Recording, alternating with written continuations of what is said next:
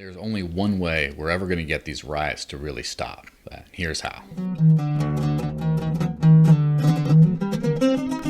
Unfortunately, if you're on any kind of news, and including social media, you will have seen that there's lots of riots in the US happening, specifically around the issue of police brutality. They seem to be triggered by someone of African American descent being killed, but more specifically murdered by police. Some kind of a awful display of police brutality, and someone who absolutely should not have been killed being killed.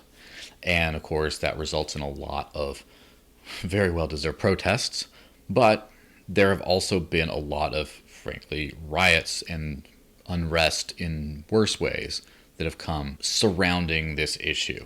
Now, I won't say as a result, because it's a little bit dubious whether or not a lot of the violence and looting and other kind of terrorist activity has come about because people were upset of this, or if it's an opportunist cause of something else. But whatever it is, it's around it, and there's muddied waters, and that's probably on purpose. Unfortunately, when this happens, there's a, in my opinion, slightly deserved blowback from the other side of saying, well, you're saying that police suck and defund the police and get rid of them and all that, but then look at this wave of giant violence all over the place and people losing businesses and broken windows and just all kinds of awful things.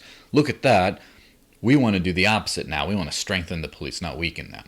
And then there's that constantly escalating back and forth, and the rest of us in the middle are just wanting a safe, happy life for everyone, and we're not getting it, and it's really bad.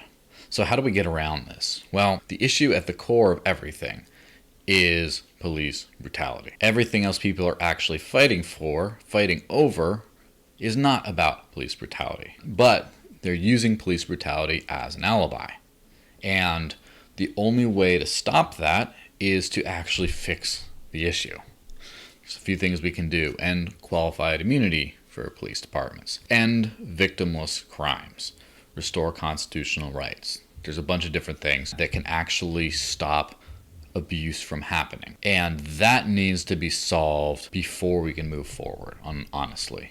And so if you're one of those people caught in the middle of this whole situation, and you are upset that there's riots over and over and over again, and people are doubling down and things are getting worse, what you can do is kind of, while people are crazy about that, take whatever support you can, get in there, and push for the actual structural change that will make some sort of a difference. Actually hold police officers accountable for bad actions. Actually restore people's rights. Actually end qualified immunity. Actually end victimless crimes. No-knock warrants. Red flag laws. All kinds of things that can lead to abuse. And then watch the people that are just fighting over the riots. Then it becomes a pretty clear prospect.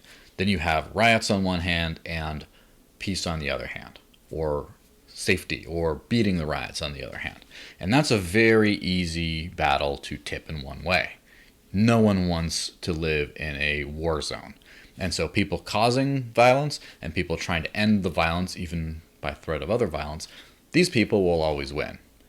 But right now, when it's riots on one side and it's perceived as, well, fighting against police brutality at the same time, now it's a much more of an even struggle.